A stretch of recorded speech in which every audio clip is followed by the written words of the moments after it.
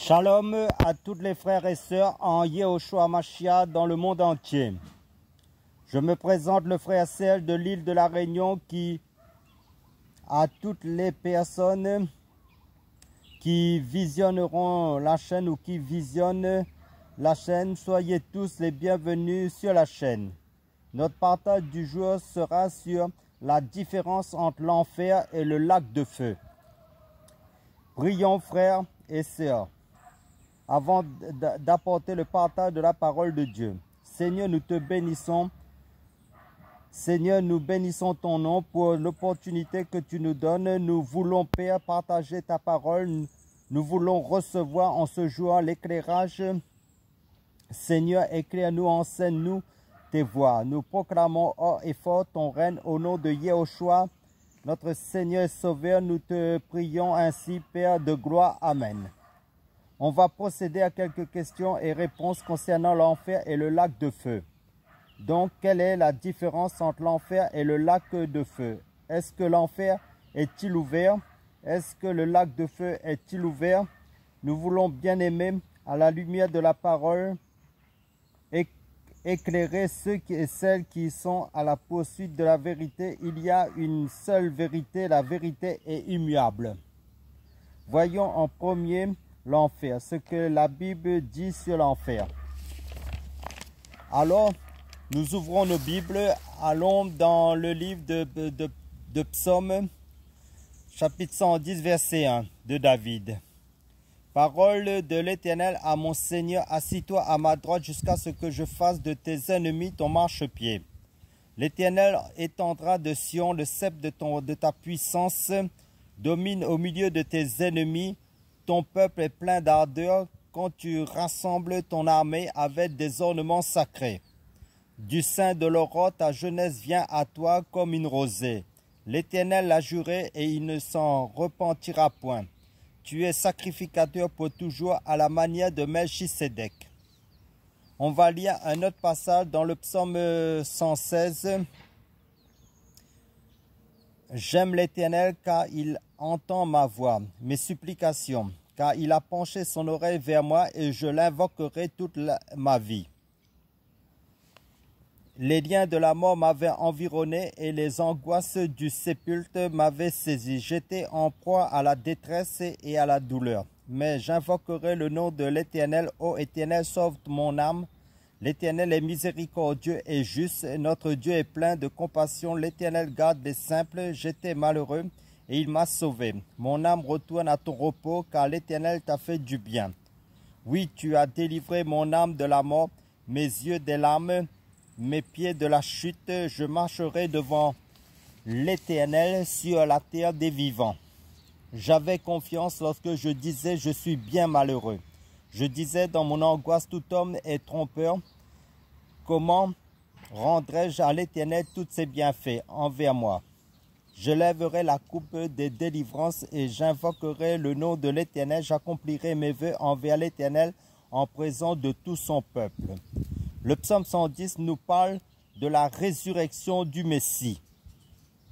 Donc l'Éternel m'a dit, assis-toi à ma droite. Donc là, c'était après la mort du Messie. En fait, pour répondre correctement à cette question, à savoir la différence entre l'enfer et le lac de feu, où vont notamment les gens qui meurent, donc les chrétiens comme les païens. Alors nous allons nous baser d'abord sur le Messie qui est notre exemple le plus parfait. On voit dans le psaume 116 ici que le Seigneur disait au verset 3, donc psaume 116 verset 3, il est question bien sûr de la mort du Messie. Les liens de la mort m'avaient environné et les angoisses du séjour des morts m'avaient saisi. Et quelque part le Seigneur dit, tu ne laisseras pas mon âme connaître la corruption dans le séjour des morts. Donc là, ici, on voit le terme séjour des morts. En hébreu, c'est Sheol, qui donne en français justement séjour des morts. On comprend qu'avant la grâce, lorsque les gens mouraient, ils allaient dans le séjour des morts. Et on peut lire encore Habakkuk chapitre 2, verset 5. Pareil à celui qui est ivre et arrogant, l'orgueilleux ne demeure pas tranquille. Il élargit sa bouche comme le séjour des morts. Il est insatiable comme la mort. Il attire à lui toutes les nations. Il assemble auprès de lui tous les peuples. On peut lire encore Nombre chapitre 16 verset 33. Ils descendirent vivants dans le séjour des morts, eux et tout ce qui leur appartenait. La terre les recouvrit et ils disparurent au milieu de l'assemblée. Vous voyez, lorsque Dieu va frapper ici les gens de la révolte de Gorée, dans Nombre chapitre 16, on nous dit que ceux qui avaient suivi Gorée dans sa rébellion vont descendre vivants dans le séjour des morts. Donc on voit qu'avant la grâce, tous ceux qui mouraient se retrouvaient dans le séjour des morts, comme Nombre 16 également nous dit. Donc avant la grâce, le séjour des morts était séparé en deux. Il y avait une partie qui était réservée aux incroyants, et c'était un lieu de tourment, et il y avait une autre partie qui était réservée aux croyants, qu'on appelait justement le Saint d'Abraham. Maintenant, dans l'évangile de Luc, chapitre 16, verset 19, qui nous dit « Il y avait un homme riche qui était vêtu de pourpre et de fin lin, et qui chaque jour menait joyeuse et brillante vie. Un pauvre nommé Lazare était couché à sa porte, couvert d'ulcères et désireux de se rassasier des miettes qui tombaient de la table du riche. Et même les chiens venaient encore lécher ses ulcères. Le pauvre mourut et il fut porté par les anges dans le sein d'Abraham. Le riche mourut aussi et ils furent ensevelis. » Vous voyez ici la différence. Le pauvre, donc Lazare, va mourir et on nous dit qu'il va être porté par les anges au sein d'Abraham. Donc il va être transporté au sein d'Abraham. Donc c'est l'image du paradis, bien sûr. Et puis le riche va mourir à son tour. Et qu'est-ce qu'il va se passer? Il va être enseveli, c'est-à-dire enterré. Donc on voit bien qu'il y a deux endroits bien distincts. Il y en a un qui est réservé aux chrétiens, aux croyants. Ils sont portés jusqu'à cet endroit-là par les anges. Donc c'est un endroit qui est au-dessus de nous. Et puis l'endroit où vont les incroyants se trouve en dessous. Donc nous sommes ici dans une sphère spirituelle, dans un domaine spirituel. Et on nous dit au verset 23 de Luc 16, dans le séjour des morts, le riche leva les yeux. Donc vous voyez bien que Lazare était au-dessus de lui, du riche. Et lui, le riche, il était en dessous. Dans le séjour des morts, il leva les yeux, le riche, il leva les yeux et tandis qu'il était en proie au tourment, il vit de loin Abraham et Lazare dans son sein. Il s'écria, « Père Abraham, aie pitié de moi et envoie Lazare pour qu'il trempe le bout de son doigt dans l'eau et me rafraîchisse la langue, car je souffre cruellement dans cette flamme. » Abraham répondit, « Mon enfant, souviens-toi que tu as reçu tes biens pendant ta vie et que Lazare a eu les maux pendant la sienne. Maintenant, il est ici consolé et toi, tu souffres. D'ailleurs, il y a entre nous et vous un grand abîme, afin que ceux qui voudraient passer d'ici vers vous, ou de là vers nous, ou de là vers nous, ne puissent le faire. » Le riche dit, « Je te prie donc, Père Abraham, d'envoyer Lazare dans la maison de mon père, car j'ai 5 frères. C'est pour qu'ils leur attestent ces choses, afin qu'ils ne viennent pas aussi dans ce lieu de tourment. » Abraham répondit, « Ils ont Moïse et les prophètes, qui les écoutent. » Et il dit, « Non, Père Abraham, mais si quelqu'un des morts va vers eux, ils se repentiront. » Et Abraham lui dit, « S'ils n'écoutent pas Moïse et les prophètes, ils ne se laisseront pas persuader quand même quelqu'un des morts ressusciterait. » Donc on voit bien ici, il y a deux endroits. Il y a un endroit, comme je disais tantôt, qui est réservé aux chrétiens, donc aux croyants. C'est le sein d'Abraham. Et puis un autre endroit qui est réservé aux impies. C'est le séjour des morts. Le séjour des morts est réservé aux païens. Et ici, on nous dit que le riche était en proie au tourment. C'était un lieu de tourment, donc le séjour des morts égale un lieu de tourment. C'est ce que les Écritures nous disent. Et tellement qu'il y a la souffrance qu'une goutte d'eau, en fait, qu'une goutte d'eau a une valeur inestimable. Le riche n'a même pas demandé un verre d'eau. Alors maintenant, nous devons comprendre que le Nouveau Testament a été écrit en grec, donc il faut aller vérifier en grec le mot séjour des morts. qu'est-ce que cela signifie? En fait, le mot séjour des morts en grec, c'est Hadès ou Hadas. Donc, Hadès donne en français séjour des morts. Donc, ce qu'il faut comprendre, c'est que dans le livre de Matthieu, chapitre 18, chapitre 18, et moi, je te dis que tu es Pierre, et que sur cette pierre, je bâtirai mon église, et que les portes du séjour des morts ne prévaudront point contre elle. Donc, vous voyez ici, le Seigneur Jésus-Christ va parler également du séjour des morts, qui ne peut rien contre l'église. Donc, on comprend que lorsque les chrétiens meurent, ils ne vont pas dans le séjour des morts, parce que le séjour des morts ne peut rien contre les chrétiens. Et on a compris que le séjour des morts vient du mot grec Hadès. Et Hadès, justement, selon le panthéon grec qui comptait plusieurs divinités, donc plusieurs dieux, Hadès est le dieu du monde souterrain. Le dieu du monde souterrain, le dieu des profondeurs. Hadès correspond à Pluton. Pluton est un dieu d'origine romaine parce que les Romains avaient aussi leur panthéon qui comptait plusieurs divinités. Donc Hadès est le dieu du monde souterrain chez les Grecs. Et son équivalent chez les Romains, c'est le dieu Pluton. Donc Hadès, comme je le disais, est le dieu des profondeurs de la terre et il correspond également à une autre divinité qui s'appelait Orcus. Orcus est le dieu du néant. Il est également le dieu des enfers, dont dans la mythologie romaine. Et le mot enfer est synonyme d'Orcus. Donc, ça veut dire que le mot Hadès donne en français séjour des morts. C'est le dieu du monde souterrain. Chez les Romains, c'était Pluton ou encore Orcus. Donc, le mot enfer, justement, vient du mot Hadès. Et précisément, il vient de ce dieu Orcus. Donc, ça veut dire que le séjour des morts égale à l'enfer.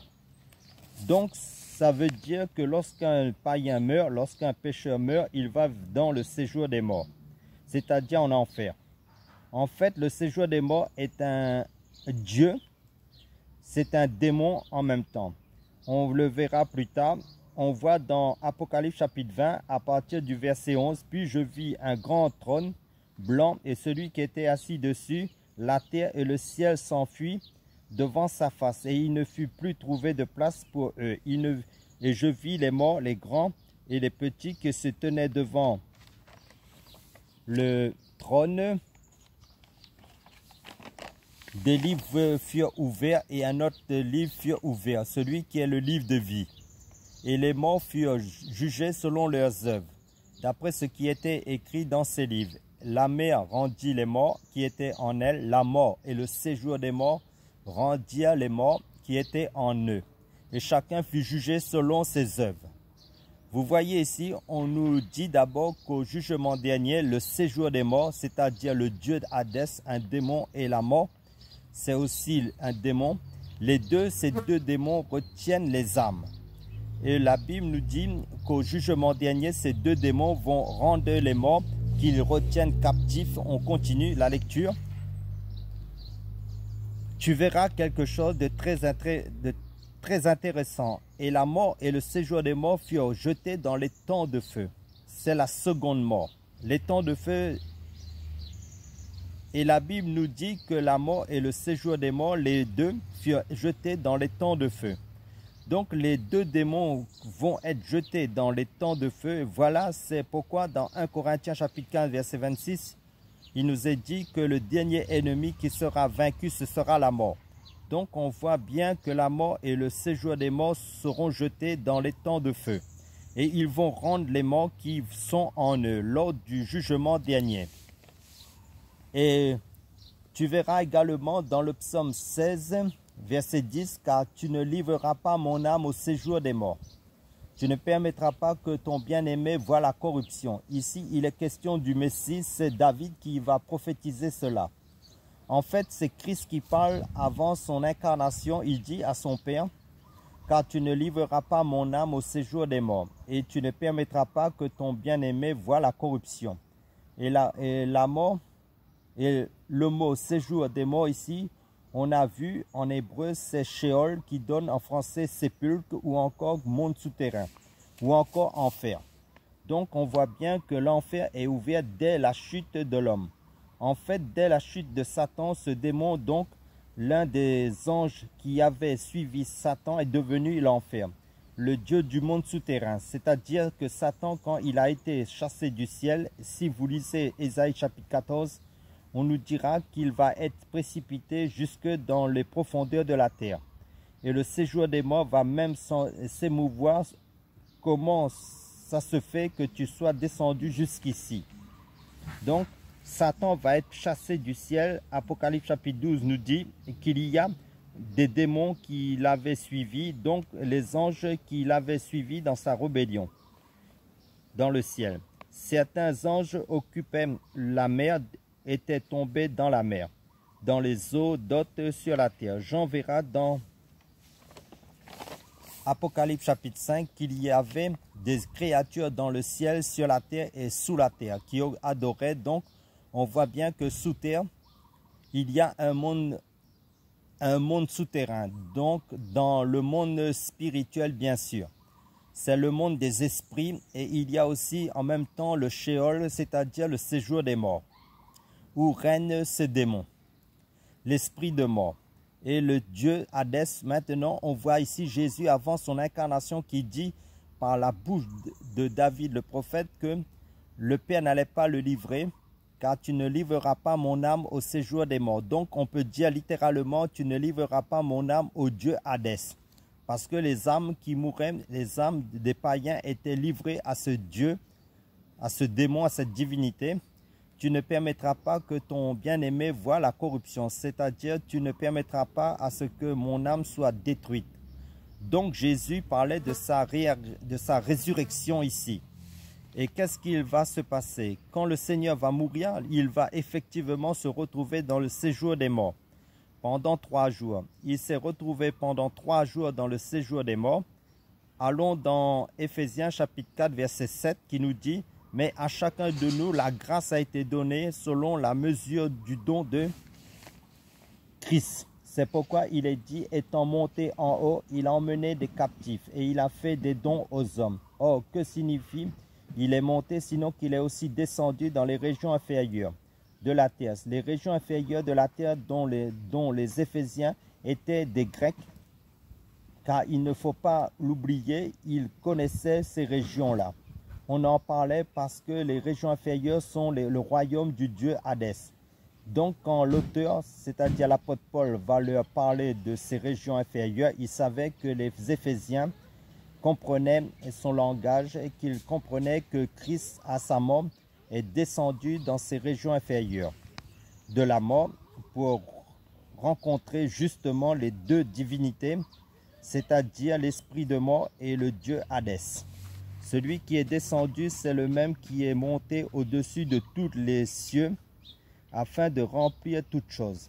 Et la Bible nous dit qu'il est descendu et il est monté dans les hauteurs en amenant des captifs. En fait, quand Jésus-Christ est descendu dans les régions inférieures, c'est-à-dire en enfer, dans le séjour des morts, il est allé justement délivrer tous ceux qui étaient captifs du dieu Hadès. Il est allé libérer les captifs, c'est-à-dire il y a des croyants qui étaient dans le sein d'Abraham. Et personne n'était encore monté au ciel. La parole le dit, le Seigneur dit clairement que personne n'est monté au ciel et personne n'en est descendu si ce n'est le Fils de l'homme. Même Élie était monté au ciel. Il était caché quelque part par le Seigneur. Il l'a enlevé bien sûr. Il l'a caché quelque part. Seul Jésus-Christ est descendu et est monté au ciel. Mais quand il est descendu seul pour son incarnation. Il est descendu dans les régions inférieures et il est allé libérer les croyants qui étaient retenus par le dieu Hadès, ce démon, cette divinité. Et c'est ce que l'auteur nous dit aussi. Et il est monté dans les hauteurs avec eux pour qu'il soit dans la gloire de Dieu, en attendant la résurrection corporelle à la fin des temps. Donc c'est merveilleux ce que le Maître a fait ici. Voilà pourquoi la Bible dit qu'il a emmené avec lui des captifs. Et Matthieu chapitre 27 nous dira que lors de sa résurrection, plusieurs corps des morts, des saints plutôt, étaient ressuscités. Il était rentré dans la ville sainte et Apocalypse chapitre 1 verset 18 nous le confirme. Je suis le premier, le dernier et le vivant, j'étais mort, et voici, je suis vivant au siècle des siècles. Je tiens les clés de la mort et du séjour des morts. Je tiens les clés de la mort et du séjour et du Dieu Hadès, c'est-à-dire du Sheol, du séjour des morts. Et ça, c'est merveilleux. Tu vois comment Jésus est trop fort. C'est avec ces clés que le séjour des morts empêchait les croyants d'avoir la grâce de sortir. Voilà pourquoi il fallait qu'il aille les confronter, c'est-à-dire confronter ces deux démons quand il est mort. Il est allé les voir, il les a vaincus sur la croix et il est descendu simplement pour récupérer ses clés. En fait, les clés représentent l'autorité. Donc, c'est les clés qu'Adam avait perdues au début. C'est-à-dire maintenant les croyants qui meurent en Christ, qui meurent sous la grâce, ne sont plus retenus par le Dieu Hadès, par le séjour des morts, comme tous les croyants d'avant la grâce. Nous sommes maintenant délivrés. Voilà pourquoi, mes amis, il a dit dans Matthieu chapitre 16, verset 18, que la mort et le séjour des morts ne prévaudront point contre l'Église. C'est-à-dire que l'Église ne peut... Amen, alléluia, ne peut pas être retenu par le Dieu de la mort, par le Dieu Hadès, parce que Jésus les a vaincus. Et voilà pourquoi l'apôtre Paul nous dit ceci, justement dans le livre de 2 Corinthiens chapitre 5 verset 1.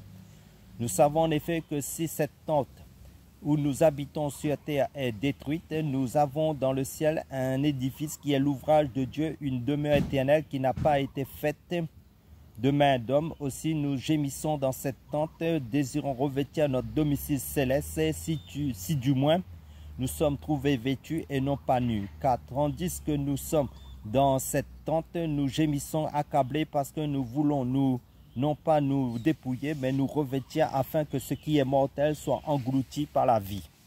Et celui qui nous a formés pour cela, c'est Dieu, Elohim, qui nous a donné les arts de l'esprit. Paul dit ici que nous avons un domicile, mais c'est un domicile céleste. Et nous voulons vite regagner ce domicile. Et il y a un autre passage qui est très explicite. Nous allons lire Philippiens chapitre 1, verset 21. « Car Christ est ma vie et la mort m'est un gain. Mais s'il est utile pour mon œuvre que je vive dans la chair, je ne saurais dire ce que je dois préférer. Je suis pressé des deux côtés, j'ai le désir de m'en aller et d'être avec Christ, ce qui de beaucoup est le meilleur. Mais à cause de vous, il est plus nécessaire que je demeure dans la chair. Et je suis persuadé, je sais que je demeurerai et que je resterai avec vous tous pour votre avancement et pour votre joie dans la foi. » Ici, Paul dit quelque chose de terrible. Il dit, je suis pressé des deux côtés, j'ai le désir de m'en aller et d'être avec Christ, ce qui de beaucoup est le meilleur. Donc Paul nous fait comprendre que lorsqu'un chrétien meurt, il ne va plus dans le séjour des morts, c'est-à-dire en enfer, mais il va directement au ciel pour être avec le Seigneur. Amen, alléluia. Son âme, son esprit, maintenant, son corps est enterré. Bien sûr, son corps, le corps du chrétien mort attend la résurrection corporelle. Mais son esprit et son âme, les deux fusionnent et vont au ciel. Donc son âme se retrouve avec le Seigneur dans la gloire. Et Jean verra même dans Apocalypse chapitre 9, chapitre 6, verset 9 à 11. Quand il ouvrit le cinquième sceau, je vis sous l'autel les âmes de ceux qui avaient été immolés à cause de la parole de Dieu et à cause du témoignage qu'ils avaient rendu. Ils criaient d'une voix forte en disant, jusqu'à quand, Maître saint et véritable, t'as-tu à juger et à tirer vengeance de notre sang sur les habitants de la terre? Une robe blanche fut donnée à chacun d'eux, et il leur fut dit de se tenir en repos quelque temps encore, jusqu'à ce que fût complet le nombre de leurs compagnons de service et de leurs frères qui devaient être mis à mort. Comme eux, j'en vois des chrétiens qui sont des martyrs, notamment sous l'autel, donc au ciel. Tout simplement, l'autel, c'est l'image de la croix, c'est la présence de Dieu, et il nous dit que ces chrétiens sont conscients, donc on voit que la vie continue après la mort. Et le Seigneur l'a si bien dit, celui qui croit en moi vivra même s'il meurt, dans Jean chapitre 5. Et ça, c'est une belle parole d'encouragement pour ceux qui sont éprouvés, pour ceux qui perdent leurs parents, leurs proches, pour ceux et celles qui ont peur de la mort, qui sont malades et qui sont condamnés par la médecine. Si nous sommes en Christ, nous n'avons rien à craindre parce qu'il y a une vie après la mort. Et les chrétiens sont bien conscients après la mort, et même les inconvertis. Et regarde ce que la parole dit dans Apocalypse chapitre 14, verset 13. Et j'entendis du ciel une voix qui disait, « Écris heureux dès à présent les morts qui meurent dans le Seigneur. Oui, dit l'Esprit, afin qu'ils se reposent de leurs travaux, car leurs œuvres les suivent. » Quelle parole d'encouragement! Ô mon Dieu, heureux dès à présent les morts qui meurent dans le Seigneur. Ô mes amis, mourront dans le Seigneur. C'est une belle parole. Oui, dit l'Esprit, parce que l'Esprit c'est la vérité, afin qu'ils se reposent de leurs œuvres, de leurs travaux, car leurs œuvres les suivent. Frères, Dieu n'est pas ingrat pour oublier notre travail. Voilà pourquoi quand nous travaillons dans l'œuvre du Seigneur, nous ne devons pas nous décourager parce que nos œuvres vont nous suivre. Frères, Dieu est juste et ça c'est merveilleux. C'est une joie. Et le psaume 116, verset 15, il est dit qu'elle a du prix la mort des enfants de Dieu. Et ça, c'est quelque chose de merveilleux. Donc, on voit bien que lorsque les chrétiens meurent présentement, ils vont directement dans la présence de Dieu, dans le ciel même, comme Paul l'a dit. Et les païens, quand ils meurent, ils vont directement dans le séjour des morts. Et là-bas, ils souffrent. Ce n'est pas encore une punition éternelle, encore. C'est-à-dire dans le lac de feu, qui est la finalité en fait. Mais c'est un endroit provisoire, le séjour des morts. Le séjour des morts ou l'enfer. C'est un endroit provisoire. Comme les chrétiens qui vont dans la présence de Dieu, c'est provisoire. Parce qu'ils attendent la nouvelle Jérusalem. Nous avons défini le séjour des morts, nous avons défini l'enfer. L'enfer n'a rien à voir avec le lac de feu. On a vu qu'à la fin des temps, dans l'Apocalypse chapitre 20, Dieu va jeter dans le lac de feu la mort. Le lac de feu, on peut dire aussi la géhenne ou le lac de feu, la géhenne ou le lac de feu. La mort et le séjour des morts. C'est-à-dire le lac de feu qui est la finalité du jugement après le jugement dernier. Donc Apocalypse 20, chapitre 20, Dieu va jeter dans le lac de feu la mort et le séjour des morts, c'est-à-dire l'enfer. Le mot séjour des morts, Hadès, ou en grec, est le dieu du monde souterrain. Hadès, c'est le dieu grec du monde souterrain. Chez les Romains, c'était Pluton ou Orcus, et Orcus donne en français enfer. Donc l'enfer n'est pas un lieu de souffrance, de tourment définitif, c'est un lieu de souffrance et de tourment provisoire. Voilà, définissons maintenant l'étang de feu ou le lac de feu ou la géhenne encore, qui signifie la même chose. Nous allons dans Apocalypse chapitre 20, versets 14 à 15. Et le mot et la mort et le séjour des morts furent jetés dans l'étang de feu est la seconde mort. L'étang de feu, quiconque ne fut pas trouvé écrit dans le livre de vie fut jeté dans l'étang de feu. On nous dit que l'étang de feu c'est la seconde mort. Il y a trois types de morts. Premièrement, la première mort c'est la mort spirituelle qui est la séparation d'avec Dieu. C'est ce qu'Adam et Ève ont connu tout de suite après leur chute. Les païens sont morts spirituellement aussi. Beaucoup de chrétiens, malheureusement, également le sont. Et la mort physique, c'est la séparation de l'âme. L'âme quitte le corps. Jacques chapitre 2 le dit, que de même que la foi sans les œuvres est morte, le corps sans l'esprit, c'est-à-dire l'âme, l'esprit, également mort. La troisième mort, c'est la seconde mort. C'est la séparation éternelle d'avec Dieu. C'est l'étang de feu ou encore le lac de feu ou la géhenne. L'étang de feu ou encore le lac de feu, comme je l'ai dit. Donc, il est question dans Apocalypse chapitre 20, l'étang de feu ou encore le lac de feu. C'est également la géhenne. Là, on voit que l'étang de feu ou encore le lac de feu ou encore la géhenne qui sont la même chose. on y jettera les gens dedans au jugement dernier. Donc, il n'est pas encore opérationnel de nos jours, parce qu'il sera opérationnel en fonction, en service après le jugement dernier selon Apocalypse chapitre 20. Mais présentement, actuellement, c'est l'enfer ou encore le séjour de mort qui est opérationnel. Depuis la chute de Satan, tous ceux qui meurent actuellement sans Jésus-Christ dans leur vie vont dans le séjour de mort, c'est-à-dire en enfer. Amen. Pour conclure, soyez tous fortifiés et encouragés dans la présence du Seigneur et dans la persévérance en Yahushua HaMashiach, notre Seigneur Jésus-Christ. Amen. Alléluia.